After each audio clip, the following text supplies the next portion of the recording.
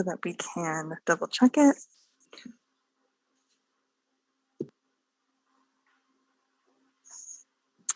And Rachel Gonsenhauser is she's one of EPA as ours. well. Okay, so we should let her in. Yep.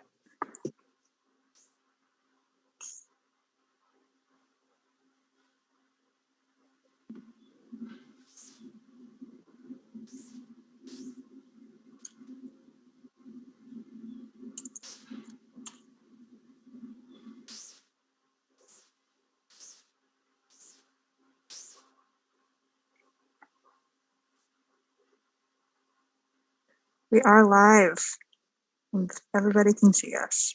There are 6 watching already.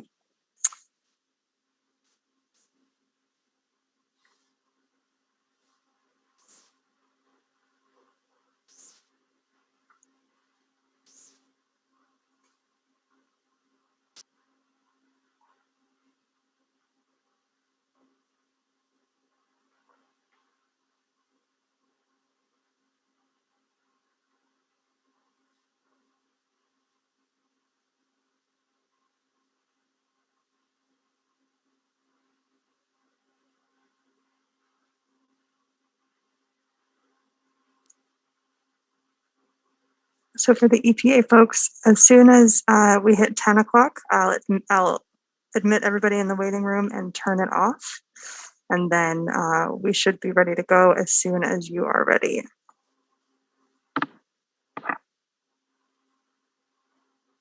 Any last minute questions? No, it's been great. Thank you. Excellent.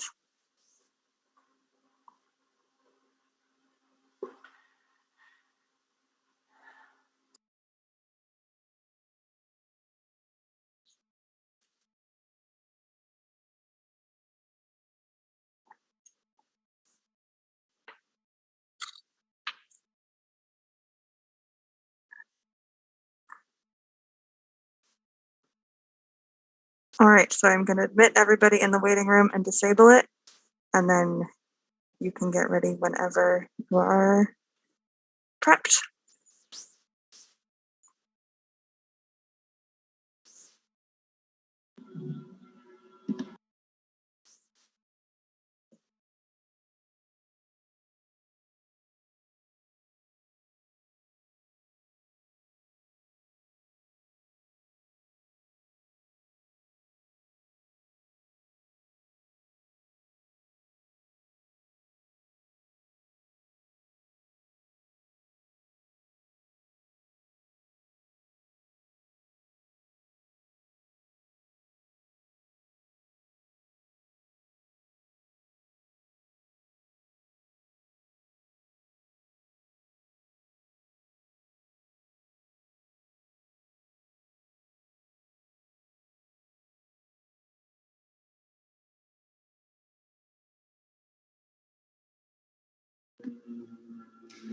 All right, everyone, we'll get going in just 1 minute here. We're just waiting for a couple more participants to join, and then we will get started.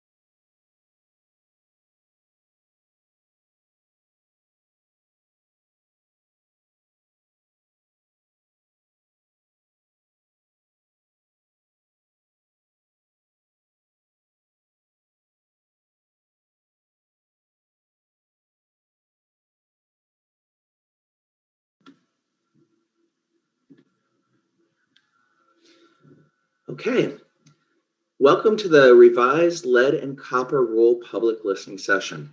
My name is Ryan Albert, and I will be facilitating today's session. If you haven't already, we invite you to view the EPA Administrator's video message on the importance of these engagements to the agency. It can be found at www.epa.safewater. Once again, that's www.epa.gov/. /SafeWater. We also encourage you to watch the Lead and Copper Rule 101 video, which can also be found at www.epa.gov/SafeWater. This session is being recorded and live streamed on YouTube. Before we begin, I would like to introduce representatives from EPA who are here today to listen to your comments. For this session, we have 3 listeners: Benita Best-Wong, Jennifer Mclean, and Eugene Galera. Benita, would you like to make some remarks? Good morning. Hello. As Ryan said, my name is Benita Best-Wong, and I'm the Deputy Assistant Administrator in the Office of Water here at EPA. I'm here today because in my role as the Deputy Assistant Administrator, I support senior leadership like Jennifer and Yuting as they work to implement and oversee the statutes and regulations that govern the Safe Drinking Water Act. I look forward to listening to your comments today.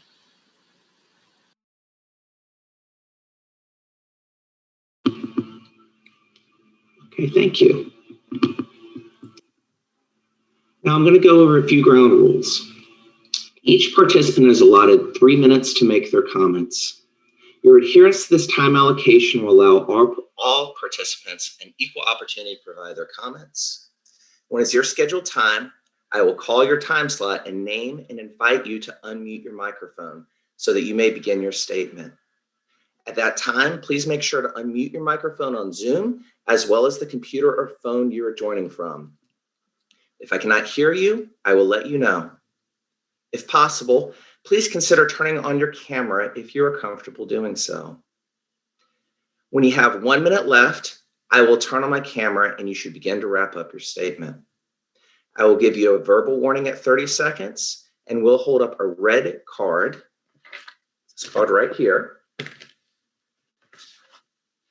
I will hold up a red card when your 3 minutes are up. At this time, we will mute your microphone. If you are joining by telephone, I will give you a verbal warning at 30 seconds and when your 3 minutes are up. Again, to ensure that everyone signed up for the session is able to speak, we ask that you keep within the time limit and keep your comments focused on lead in drinking water and the revised lead and copper rule. We thank you for your interest and look forward to hearing your public input. Okay, just making sure our first speaker is here. So we will start with our first speaker.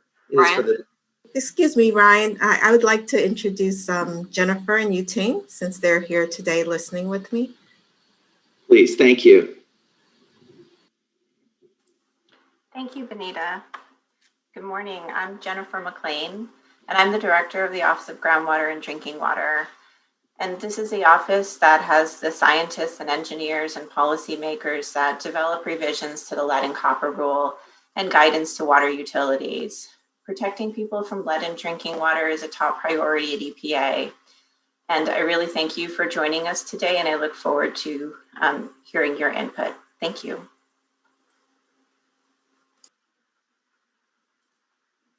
Hi, I would like to also introduce myself. My name is Eugene Galera, and I'm the Deputy Office Director in the Office of Groundwater and Drinking Water.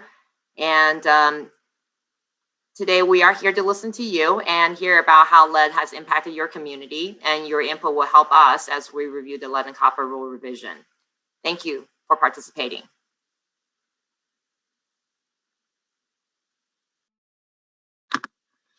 Thank you, Jennifer and Yuting, and apologies for skipping over you there. Thank you, Benita, for being sure that I allowed everybody to be properly introduced. Okay, so we'll go on and start with our first speaker here in just a moment. Is John Rumpler from Massachusetts, and John has the 10:10 time slot. So John, you have 3 minutes. Thanks so much, Ryan. Again, my name is John Rumpler, Clean Water Program Director and Senior Attorney with Environment America, a national federation of state-based citizen-supported environmental advocacy groups across the country. Jennifer, Benita, and Yuting, thank you so much for holding this listening session. So important to hear what the public has to say about how we can stop the contamination of our water with this potent neurotoxin lead. Let me start with a few observations and then close with some recommendations. First, we know that lead is highly harmful to children, even at low levels. Second, we know that we have built our water delivery systems, including service lines, but also faucets and fountains and plumbing in schools and childcare facilities, with this lead.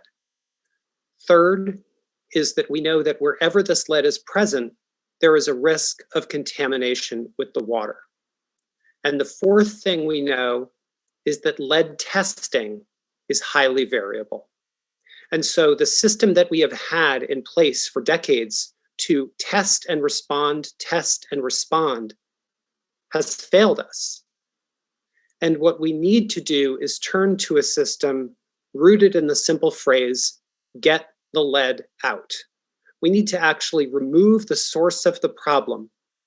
This is most easily and clearly exemplified by President Biden's initiative proposing $45 billion to fund the full replacement of all lead service lines. What we need EPA to do in the lead and copper rule is actually to mandate the replacement of all of those toxic pipes within 10 years. That's what we need to drive the funding so that President Biden's initiative is actually implemented in a timely manner. Secondly, we need to ensure safe drinking water at our schools and our childcare facilities. And while Environment America appreciates the attempt to start a very small testing program within the lead and copper rule, we fear that it will actually be a net negative.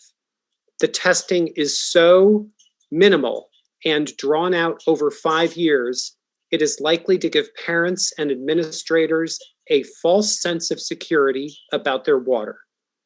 The better thing for EPA to do is to take the preventative approach in President Biden's $45 billion lead service line initiative and apply it to schools.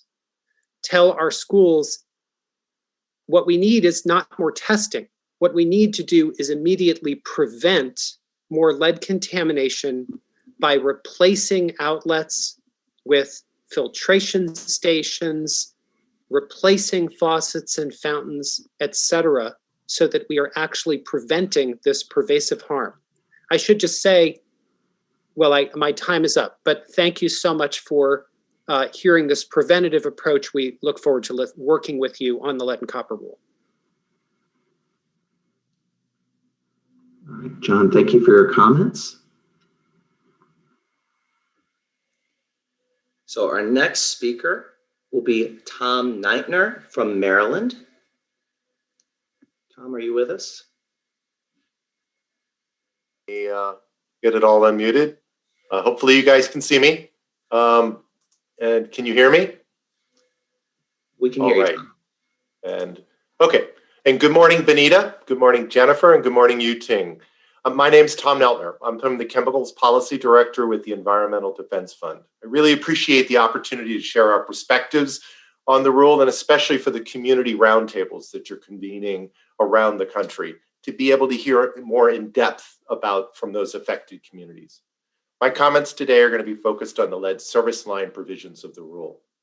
The revised rule needs significant improvement, and as that process moves forward, the key beneficial provisions in the existing rule should be put into effect as soon as possible, especially the lead service line inventory that covers the entire service line.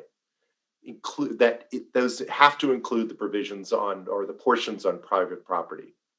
Those provisions, the lead service line or the service line inventory, are the backbone of the rule. We must not allow water systems to ignore the portion on private property in a short-sighted and flawed notion that they have no responsibility for that portion.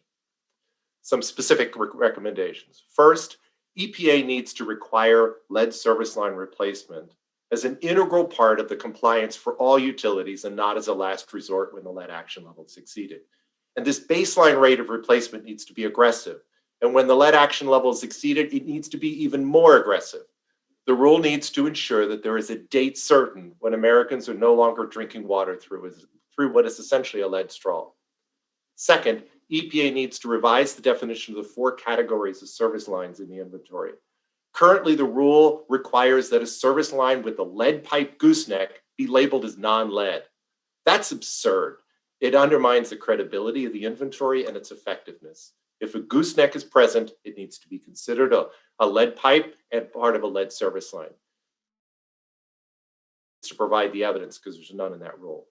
Third, the LCR needs to acknowledge that the no lead service line inventory can be 100% accurate in order to set reasonable expectations for all stakeholders, including customers. Complete physical verification of every line is unrealistic. In 2015, Madison, Wisconsin said it had fully replaced its lead service lines, but it still occasionally finds one, and that's normal. Therefore, EPA needs to define what degree of confidence is necessary for a water system to assign a service line to lead or non-lead category in the inventory, and explicitly allow statistical tools to determine that degree of confidence. As was 2020 white paper and Michigan Eagle's 2021 guidance explain how to do that. It's a really good example. Build off of that and explicitly allow it. Fourth, and definitely not least, is that EPA needs to require water systems to demonstrate that lead service line replacement will be conducted in a manner of justice communities. We demonstrated in Washington, D.C. that expecting customers to pay to replace the line on private property in order to avoid the risks associated with partial replacements during infrastructure projects will disproportionately impact low-income and African-American residents. That's not 30 seconds left. And when lead service line replacement must be accelerated due to lead action level exceedances, water systems must demonstrate fair treatment to environmental justice communities.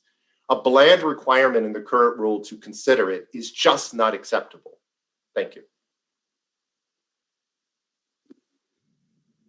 Thank you, Tom. So next up, we have Miguel del Toro of Illinois. So Miguel, if you could please unmute your line. Hey, thank you.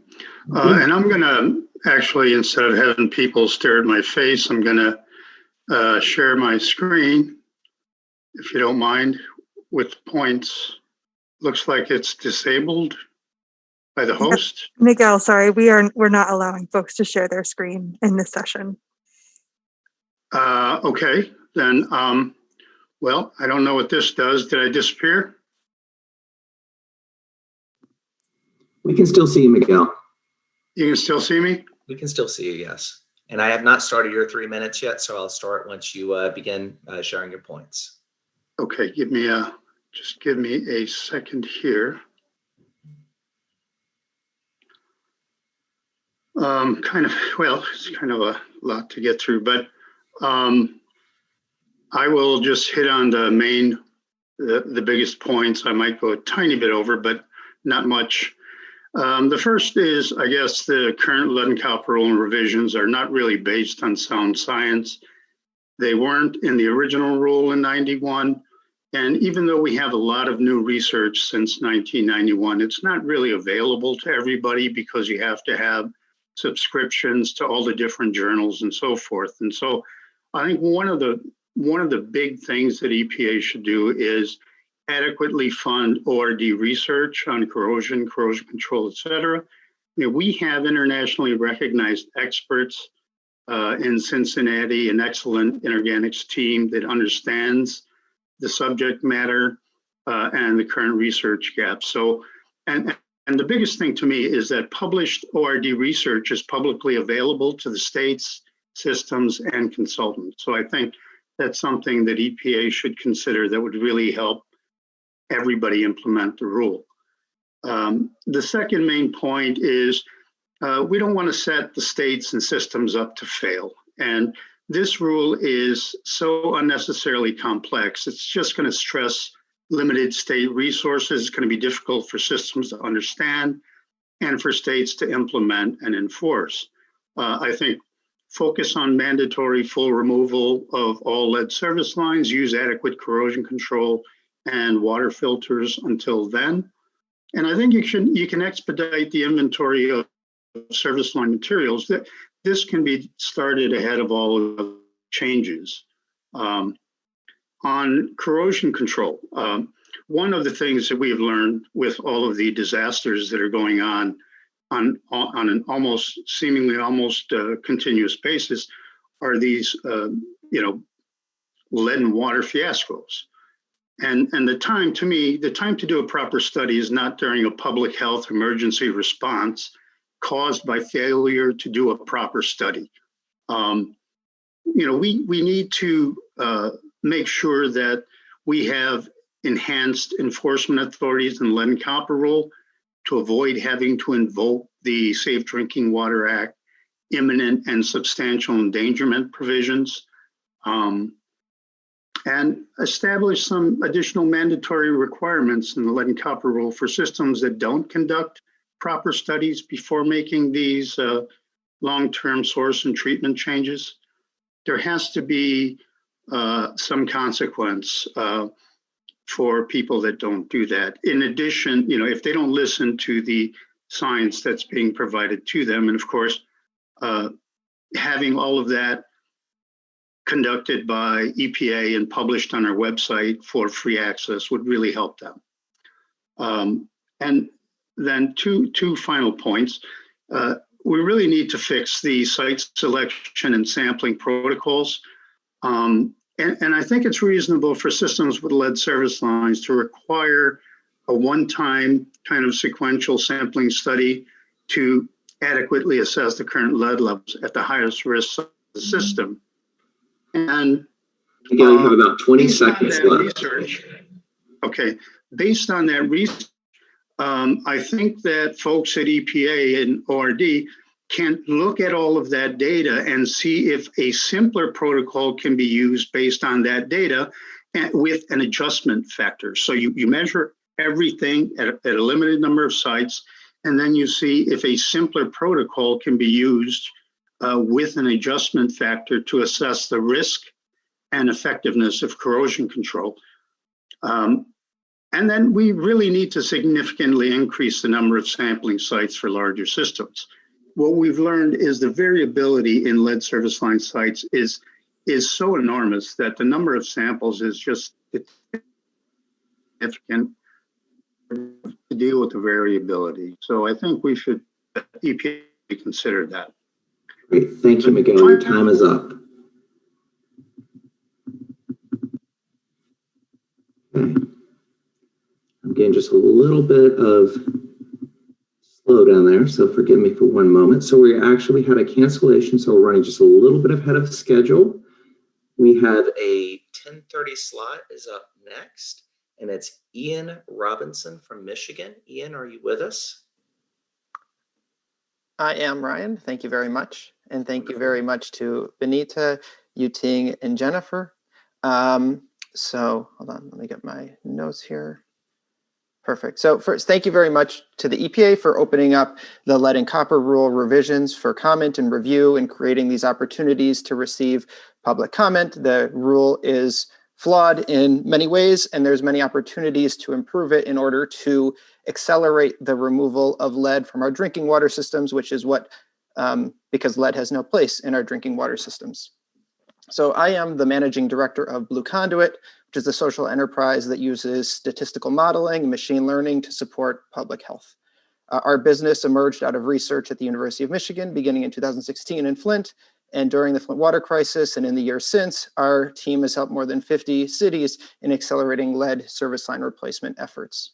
So in these communities, we have helped them answer two questions that are at the core of lead and copper rule compliance and in expediting the removal of lead service lines. How many lead service lines are in a community water system, and which homes have a lead service line or are likely to have a lead service line.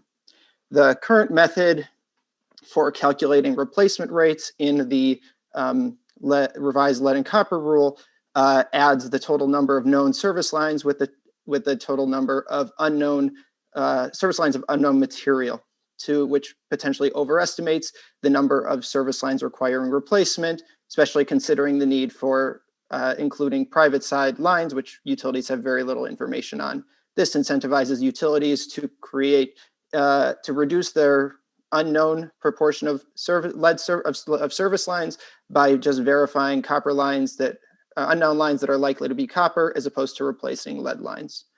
In the EPA's comments on the revised lead and copper rule, they discussed how statistical modeling can benefit budgeting, public communication, and replacement program efficiency. And in the time since the rule was released, there has been movement in how statistical best practices can support the compliance when it comes to lead service line inventories. So utilities have communicated to us that one, historical records can have mixed reliability. So relying upon them for the basis of lead service line inventory and replacement programs can be misleading and inefficient. And in addition, many utilities have physically verifying the public and private portion of every service line in the country is unrealistic. In Michigan alone, the state's 2020 preliminary inventory included more than 1 million service lines of unknown material. And with the inclusion of the requirement, which is so important, of making sure that the resident-owned line of the service, part of the service line included in the inventory, that number of unknowns is going to increase drastically. Water utilities and regulators, I believe, would embrace guidance on how to use statistical modeling to characterize service lines of unknown material for compliance. This would allow them to better plan, budget, and communicate their service line replacement programs to customers and to regulators. So in support of these concerns, I urge EPA to review and consider the two documents in the formulation of its, as it revises the lead and copper rule, the Association of State Drinking Water's 2020 white paper on data science principles for lead service line inventory and replacement, and the state of Michigan Department of Environment, Great Lakes and Energy's guidance on its 2025 complete service line inventory requirement. These two documents, released since the LCRR was put out, can provide guidance on how to address these concerns. Based on these documents, we suggest giving the utilities the opportunity to reconcile their unknowns by following best practices in data science. If you have 30 seconds left. Sure. If EPA agrees with this approach, the following changes would need to be incorporated to the LCR for utilities choosing to follow these. EPA should create rigid definitions of known versus unknown, similar to what Michigan Eagle has done, and require that utilities conduct a representative random set of inspections among the remaining unknown service lines. These inspections would reveal the material on the public and private side. The results of the random sample would give the best estimated proportion of lead service lines among the unknown population, and also a method to compare the accuracy of historical records. This would provide a method for utilities to substantiate the absence of lead service lines in their systems without digging up every address. By adopting this approach, water systems would be able to have a best method to report a best estimate of the number of lead service lines and budget accordingly. Wrap up your statement, please. Yeah, adopting these practices rooted in best practices and statistical methods would allow for data-driven decisions aligned with accelerating the replacement of lead service lines from systems and align with the need for compliance, communication, budgeting, and replacement program efficiency. Thank you. Thank you, Ian. Thank you for your comments. Okay, to our next speaker, we're going to skip ahead to our 1040 slot because our 1035 speaker is not here. We're running just a little bit ahead of schedule, but I am generally keeping to the time allotted because I want to be sure that everybody has an equal amount of time to speak. Our 1040 speaker is Ben Paulie from Michigan. Ben, if you can unmute your line and I'll start your time. Can everyone hear me okay? Great. Thank you very much for the opportunity to speak today. My name is Ben Paulie and I live and teach social science in Flint, Michigan. I'm president of the board of the Environmental Transformation Movement of Flint, a local environmental justice organization, and I serve as a representative of the academic community on the National Environmental Justice Advisory Council to the EPA. Like many other Flint residents, I was surprised to learn in the summer of 2015 that there was lead in my water I had been giving to my then 3-year-old son. Somehow I'd never learned that lead was used so widely in water infrastructure. Nobody had ever told me to be on the lookout for lead in water, that federal regulations made this partly my responsibility, that just because water was meeting regulatory standards did not mean it was quote unquote safe. If it was not for the diligent efforts of Flint activists to sound the alarm about lead and other contaminants in Flint's water, we would never have had our water tested at all. And even then, when we tested and found lead, we couldn't be sure where it was coming from. The part of our service line visible from inside the house was clearly made of copper. City records said the whole line was galvanized steel. It was not until 2 years after the Flint water crisis was officially acknowledged that our line was finally dug up, only to reveal that the city-owned portion was in fact made of lead. Our family's experience is not unique. Our initial ignorance of the threat of lead, our dependence on people outside of government to bring that threat to our attention, our uncertainty about the source of the lead in our water, exacerbated by poor city record keeping, and our years-long wait before the root of the problem was identified and removed, even in Flint, where we've replaced lead service lines at an unusually fast rate. As the EPA considers revisions to its lead and copper rule, it should recognize that it has the power to spare other people the predicament we found ourselves in Flint. It must require proactive public education about the threat of lead in water and prompt notification of households found to be at special risk. It must enable people to get a full and accurate picture of lead contamination and its sources, both through robust service line inventories and sampling that tests for lead release in internal as well as external plumbing. It must set aggressive deadlines for lead service line removal that minimize the amount of time families like mine spend waiting for the problem to be fixed, shelling out money for filters and bottled water in the meantime. Above all, it should bear in mind the human consequences of its decisions, consequences that only become clear when one listens carefully to the experiences of people in frontline communities. That's why we have requested a community roundtable here in Flint, and why our comrades in Detroit, Highland Park, and Benton Harbor have done the same. We hope the EPA will honor these requests and ensure that the knowledge and insights of those most affected by lead drive the conversation. Thank you. All right. Thank you very much for your comment. All right. So we are having a couple folks who have not yet joined. So we're going to go to our 10:45 slot. We'll come back at the end and see if folks who are in earlier slots have joined, and we will give them an opportunity to speak. Our 10:45 slot is Maritza Lopez. Maritza, would you like to unmute your line?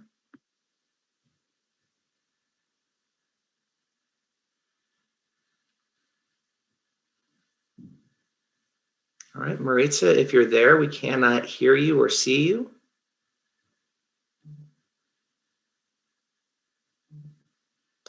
Okay, so we'll go on and skip. Maritza appears to have dropped off. So we'll come back to her toward the end if she joins again. Our next person here is for the 11 a.m. slot. Once again, we're a little ahead of schedule. And this is Shannon Avencheck from Tennessee. Shannon, would you like to unmute your line? Hi, yes, can you hear me? We can, thank you. Great. Hi, my name is Shannon. I'm an environmental engineer and a co-founder of True Pawnee. We're an environmental consulting firm. We've worked with schools, utilities, state and local governments to manage lead in drinking water testing, communication, and remediation programs. There's many areas of the proposed revision that I would like to address, but I wanted to spend the time today focused on remediation, especially as it relates to schools and childcare facilities. Our experience over the past 4 years, has shaped our understanding of how these technical and logistical challenges can be implemented when it comes to remediation. We appreciate the intent behind the LCRR remediation revisions, but we are hesitant as to how this would play out in reality. For example, faster notifications that are not coupled with clear and understandable remediation resources can serve as a barrier to action.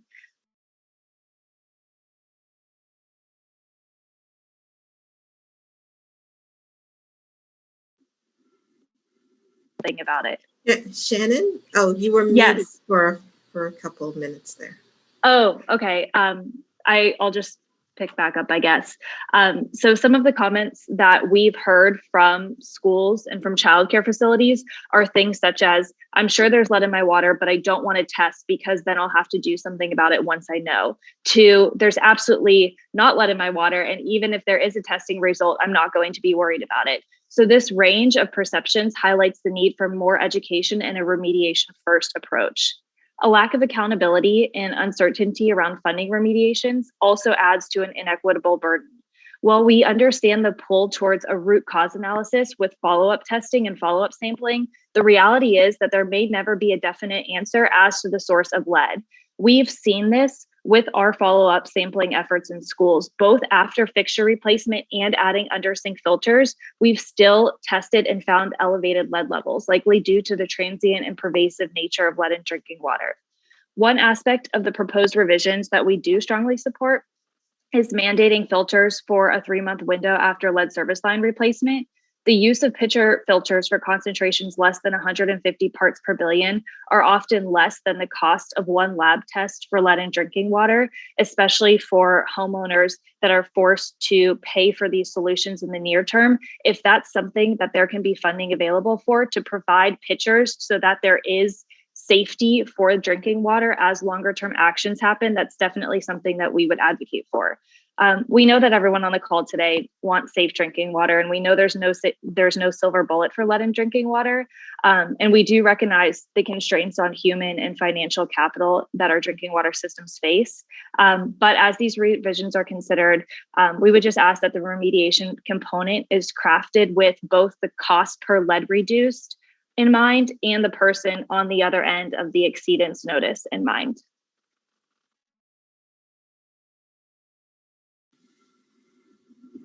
Great, thank you very much for your comment. Okay, so we are, unfortunately, next speaker is not here yet, so we just want to take a moment and pause and be sure that we're not getting ahead of our speakers coming in. I want to take a brief moment here and just remind folks about the written docket, particularly if you did not have enough time to express yourself orally today. You can submit a written comment with greater detail to the docket. It's available at https://www.regulations.gov.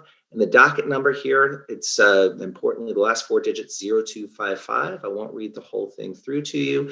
Regulations.gov is a fairly straightforward website and will allow you to submit your comments either typing in text, or more often folks will elect to submit an attachment. So that is available for folks. If you have any questions or need any technical support, you can send an email to our email address here dedicated to lead and copper rule revisions, and it's lcrr@epa.gov. With that in mind, I want to suggest we take about a 10-minute pause to allow our later speakers to join. So I will stay on the line here to be sure that folks know the meeting is going, but we're not going to call our next speaker until approximately 10:45. Thank you.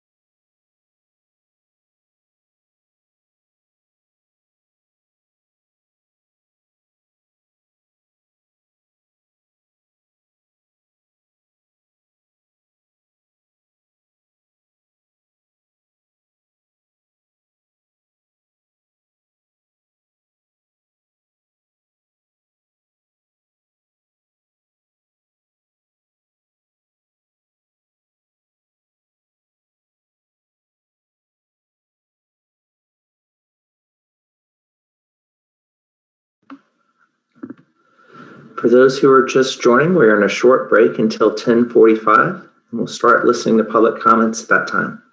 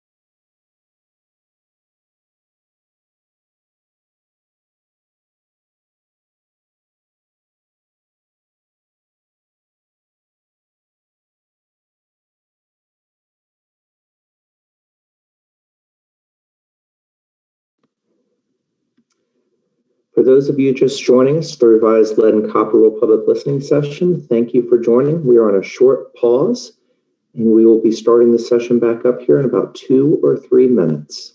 Thank you.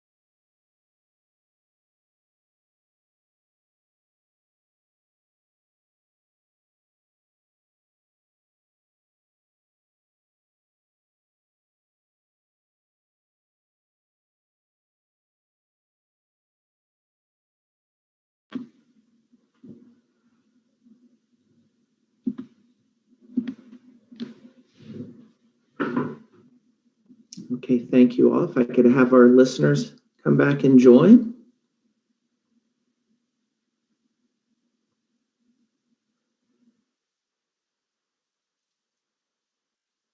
Thank you, everyone. And once again, for those just joining us, welcome to the Lead and Copper Rule Revision listening session. I'm going to next call on a speaker. Let's go with Ben Benton from Nebraska. Ben, are you on the line?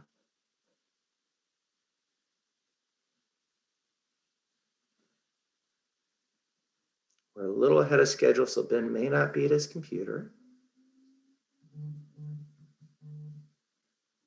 Give Ben one more second before we circle back.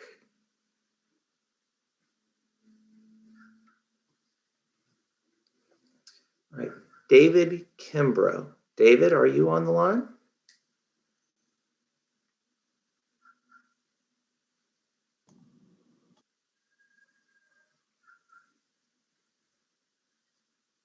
All right, once again, we're a little ahead of schedule, so our speakers may not realize that we would be calling. No, David Kimbrough here. Wonderful, David. Great. All right, you're unmuted. We cannot yet see you, but as soon as we can, you can start your statement, which... There we go. Wonderful, thank you. All right, excellent. May I begin? Please do. Yes, my name is David Kimbrough. I'm the Water Quality Manager for Pasadena Water and Power.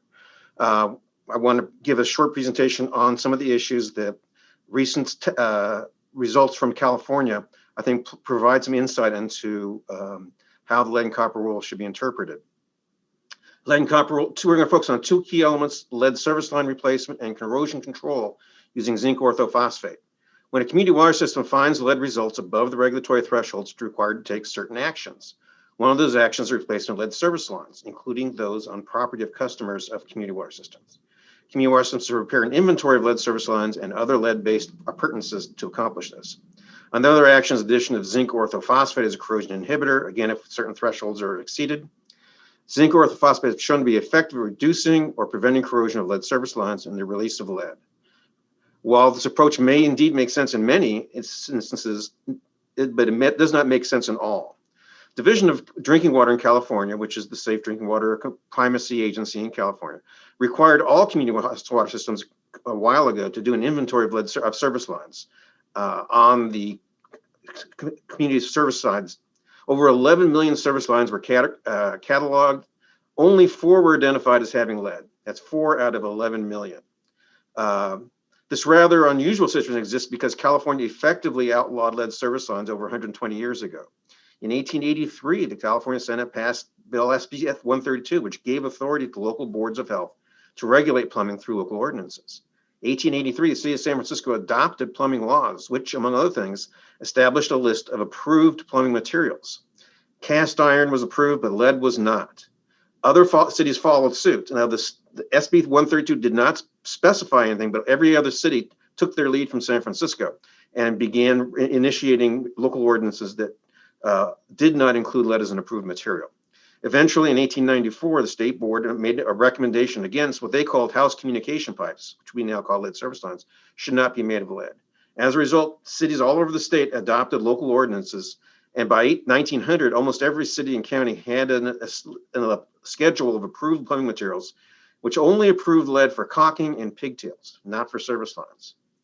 So the near total lack of lead service lines in California was a result of laws put into place well over 120 years ago, which of course these laws apply both to community water systems and to customers. So if there's almost no community water systems with lead service lines, the customers also have very few, if any. This means that community water systems will find lead concentrations, when they find lead concentrations in their lead and copper rule monitoring above any sort of thresholds, which does occur, it will not be because of lead corrosion of lead service lines. Rather, in all likelihood, the lead is present because of corrosion of brass, not lead. And this has 2 important implications. First, lead service line removal will not be an option. That is simply not something that community water systems will be able to do if they in fact find lead above the threshold levels indicated in the draft regulation. And we've, in fact, just recently the state did tens of thousands of samples from schools, and lead was found in a great many situations, but all of it was from brass, none of it was from lead. Further, the use of zinc orthophosphate is the only allowable corrosion control technology, will be ineffective in these situations.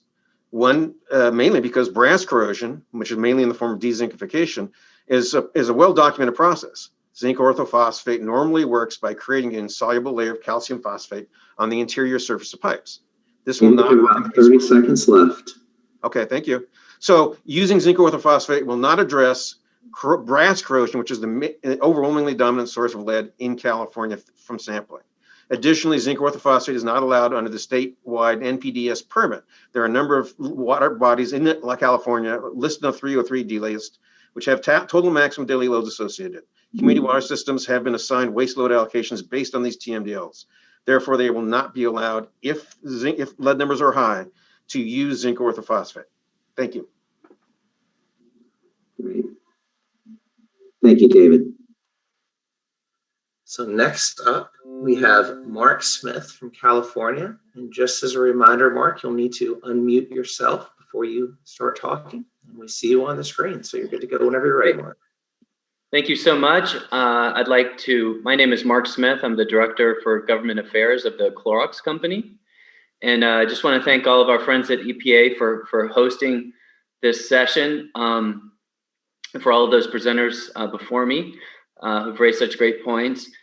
The Clorox Company owns the Brita brand, which is the leading branded player in the point of use filter business. And we're proud to provide NSF certified lead filtration for consumers all over North America. Most recently, we've started partnering with water systems, Denver Water being the first, to provide assistance to citizens as water systems are undergoing lead line replacement programs. And we're planning on really ramping up our partnerships with municipalities all over the country. We were excited to see the point of use filtration included in the revision of the lead and copper rule. But we'd like to add some thoughts for EPA as you consider the way forward. Firstly, while it is definitely a great advance to provide point of use filtration to folks for 90 days when their lead and copper lines are being replaced, our belief is that this sort of palliative measure should be applied more broadly once the fact that folks lead service lines are identified to have lead, really to provide the protection for the community until those service lines can be replaced. The other piece that I think is really critical is expanding the reach of these sort of programs to both schools and childcare centers. Obviously, speakers have already talked about the implications of lead poisoning for children, particularly. The other point is that we believe that 90 days is certainly a short period of time, and so thinking about how one might expand to provide a fulsome coverage and protection for the community would be important. The other piece that I think is critical is thinking about the environmental impact of bottled water versus a pitcher solution. And so, we believe that a pitcher is a much more effective way of providing people with the protection that they need. And finally, I think the other item that we'd like to comment on is just the number of the percentage that's required in the law in terms of replacement. We'd like to see that be much more aggressive. And now that there's the potential funding in the infrastructure bill, we think there's an opportunity to do that more aggressively. Finally, one thing that you may not be aware of, but there's a Section 301 tariff that's put on lead filters. And so that's something that if we are going to expand the use of these filters in water systems all over the country, having access to those filters without a 25% tariff, I think would make a lot of sense. So I want to thank you for the opportunity. We're excited to partner with EPA on this journey, and hope to collaborate with many that are on this call. Thank you. Mark, thank you for your comment. Okay, next up we'll have Akeisha Daniel speak, and I'm just going to run through real quick what I will do for the cues, because we've had a few folks who joined us after the introductory remarks. So you will have 3 minutes as a public speaker to speak. With 1 minute remaining, I will turn on my camera. With 30 seconds remaining, I will gently nudge you orally. And then with 10 seconds left, I will hold up this red card to let you know your time is coming to an end and wind down. So with that, Akeisha, are you there? Akeisha, you do have to unmute yourself.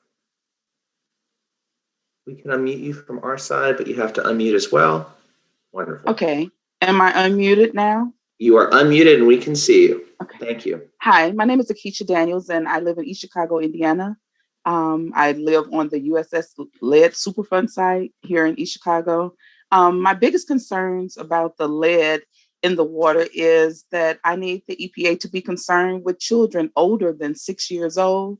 I have a 17-year-old who was, I recently found out that he tested at a level 9 back in 2007 when he was 3 years old. So I'm really concerned about them furthering or making the age older than what it is right now. I'm also concerned about my health as well because we still live on this Superfund site. And I need them to have a better relationship with us as parents and us as people that live here on this lead Superfund site. I've also been to Washington, D.C. to meet with some of the people at the EPA, but I haven't had any type of conversations or any type of what they thought about what I said when I was there a couple of years ago.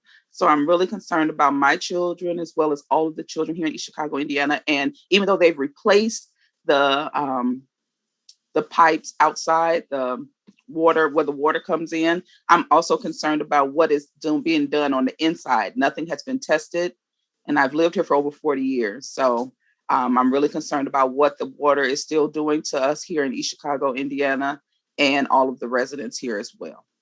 Thank you.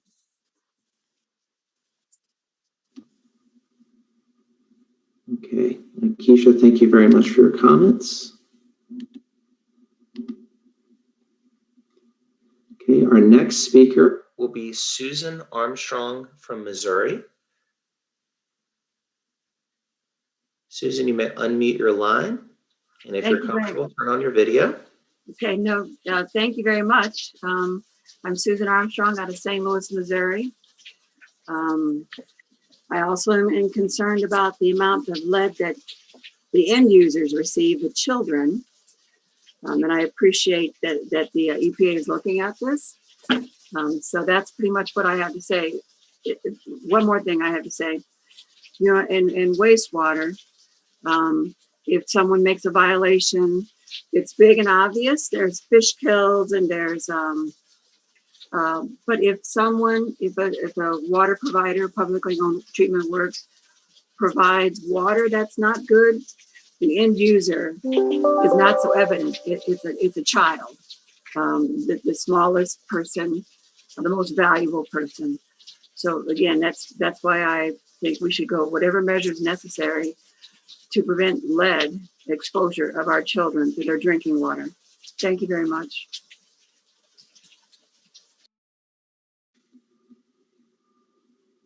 All right, Susan, thank you for your comment. So we're going to circle back again. Ben Bitton, we see you're on the line. Are you able to make your comment? And do recall you must unmute yourself.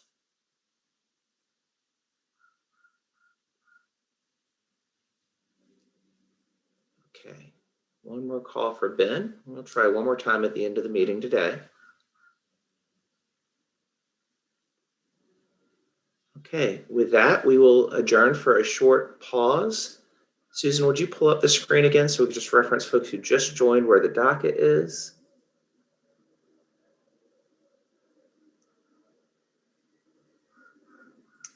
Okay, so once again, for folks who do want to submit more written comments, they can go to www.regulations.gov, and the docket number is EPA-HQ OW 2021-0255. Thank you, everybody, for your patience. We will adjourn for another break and come back at approximately 11:15. Thank you.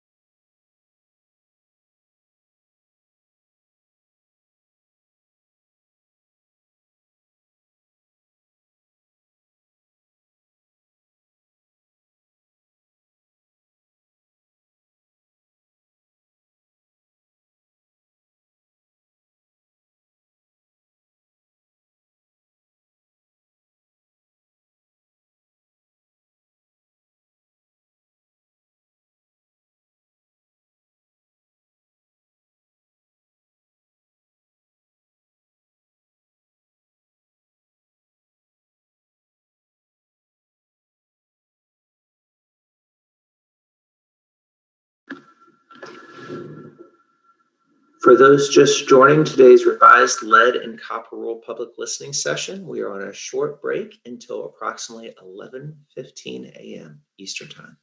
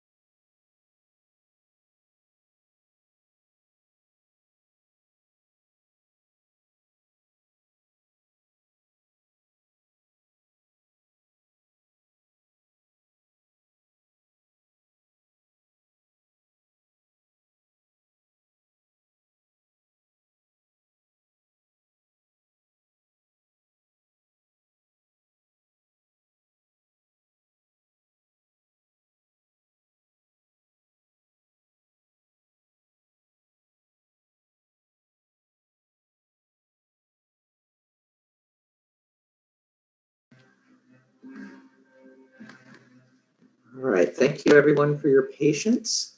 We are going to continue the pause. We're waiting for our later speakers in the session. So we're just contacting folks and being sure that they are able to connect. We will continue the pause until approximately 11:25.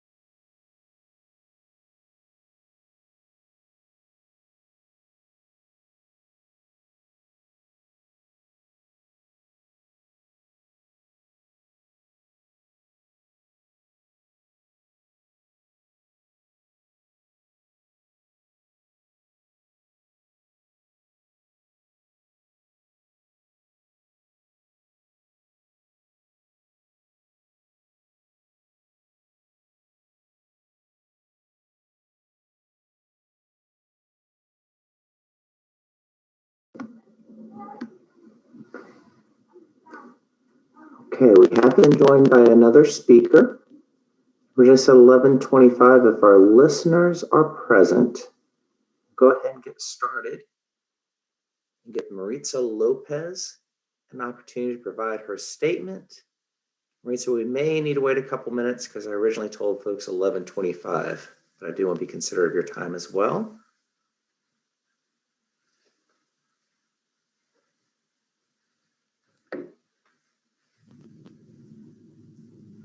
Great, wonderful. And Maritza, you will need to, actually, you're calling in from the phone, so you won't need to unmute your line. Maritza, can you speak up so we can know if we can hear you?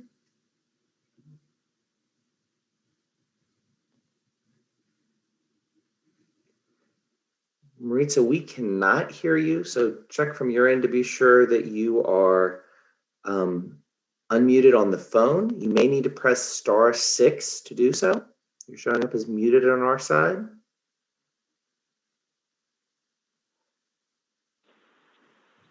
Can you hear me? We can, thank you. Okay. Please let me know when you're ready. So you may begin whenever you're ready. Okay.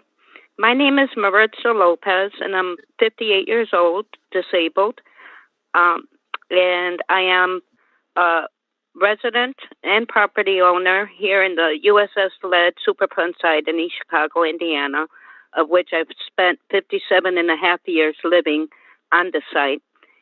I too am the chairperson since 2016 till present of the East Chicago Calumet Coalition Community Advisory Group, CAG, of the USS-led Superfund site here in East Chicago, Indiana. Our USS-led Superfund site is an environmental justice community made up of poor to middle class individuals and families of brown, black, Latinx, blue-collar workers, and seniors that are retired on a fixed income and disabled people. Our Superfund site slightly benefited from the last administration because we were the first Superfund site that EPA Administrator Pruitt visited, as to HUD Administrator Dr. Ben Carson visited, due to the fact that the residents living on the West Calumet housing complex were forced relocated because of the extreme high levels of lead contamination there, because there is still partial lead refinery buried underneath the ground there, and not counting all the aquifers that are there with all the contamination. So they were forced relocated. The other fact, I want you to know our Superfund site is on the sand and dunes and wetlands surrounded by key big companies that contaminated us for hundreds of years and basically compacted their contaminants like a 100-year-old layered cake into the ground, such as DuPont and other key companies. This is an industrial city, and they buried the key contaminants were lead, arsenic, cadmium, and more contaminants. We have aquifers and underground rivers to the lake from a river called the Calumet River, and groundwater carrying these contaminants back and forth seasonally. And as the Lake Michigan rises, to the surface, it comes up to the heavy rains. I want this new EPA administration to do the following. I strongly support EPA's plan to review the lead and copper rule. Second, EPA to propose and issue a much more health protective lead and copper rule. Third, EPA should decree and put into law a lead and copper rule that is consistent with President Biden's announcement that he wants 100% removal of all lead service lines. This will ensure the complete removal of all lead service lines and reduce the disproportionate burden of lead poisoning on communities of color and low-income communities. EPA, too, though, has to take into account the ground that lead service lines are buried under, such as ours. If the main water line has, in fact, infrastructure is old and fractured, the contaminated water is going to enter into the lead service line. We also have to take into account the age of the home, where all the indoor plumbing may be lead pipes. EPA has to work hand in hand with Secretary of Transportation Pete Buttigieg for infrastructure funding and Secretary of HUD, Mafia Fudge, for funding. This is not solely as simple as replacements of lead service line replacements in all communities. In our Superfund site, the organizations and residents mobilized, and we were able to first obtain water filters and or water pitchers from Indiana Department of Environmental Management, and then we pushed to have our service lines replaced with the governor, who obtained a loan through EPA which was a success, and we got our service lines replaced. We still have the issue where Marissa, you have approximately 30 seconds left. okay, EPA needs to hold each state department of environmental management accountable. Each EPA should set at the tap maximum contaminant level of lead 5 ppbs. EPA should also improve the post monitoring public education components to avoid underdetection and underreporting and lead contamination. EPA also should fix the flawed school and child care lead provisions. And EPA must properly propose and finalize new health protective rule and hold public hearings on its proposal as required by the Safe Drinking Water Act. In state, President Biden's support complete replacement of lead service lines makes me happy, but so does his support for holding stakeholders who contaminated a Superfund site financially accountable for 10 years. All right, Marissa, if you could wind down your statement. Pardon? If you could finish up, please. Yes. In closing, I just want to state that I would like to have a copy of the transcripts. I wasn't certain. I was not aware that you started on Eastern time, so I missed the beginning. And the fact that you need to take into the account the infrastructure everywhere, because here we have the factor with the water lines, they could get flooded and the main water line could have fractures in it. So replacing the service line isn't the only key factor. Thank you for your comments, Marissa. I'll take this opportunity to apologies that we were not, that we didn't understand it was starting on Eastern time. I'll take the opportunity to point out that we do have 2 additional listening sessions later today. The next one starts at 12:30 p.m. Eastern. You're, of course, welcome to join us for that session as well. It will be broadcast on YouTube, and I will get that link up here in just a minute for you.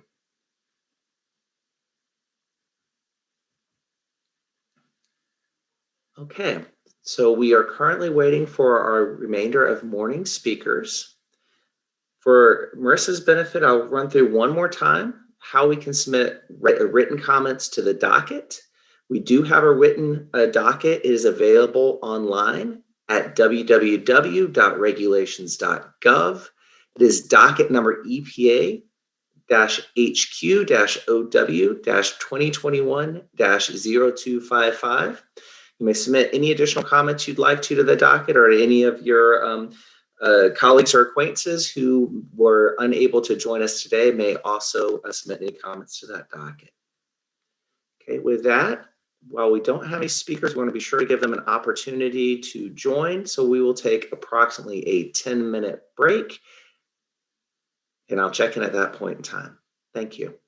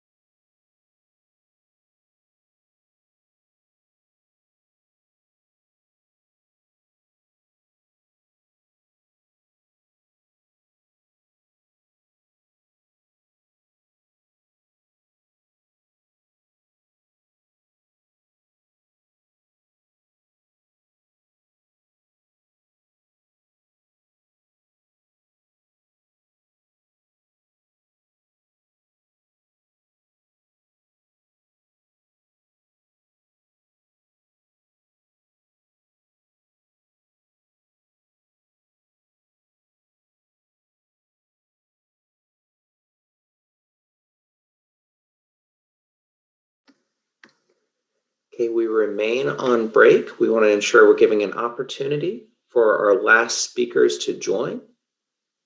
I'll check back in here in a few minutes with everyone.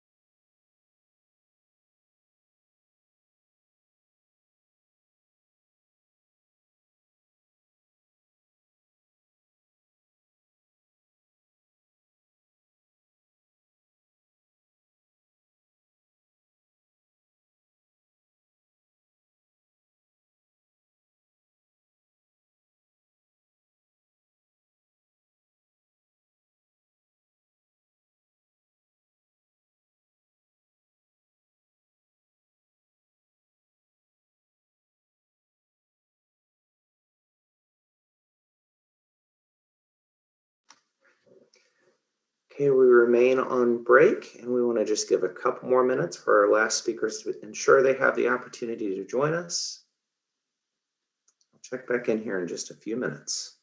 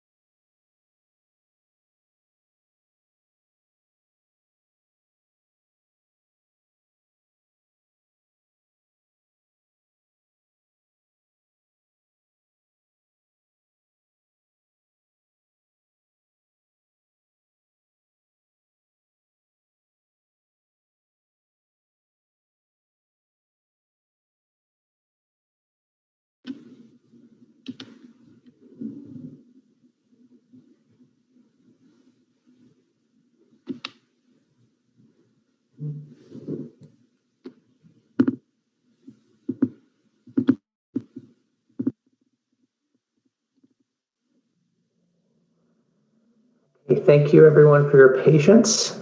If I could ask our listeners to join.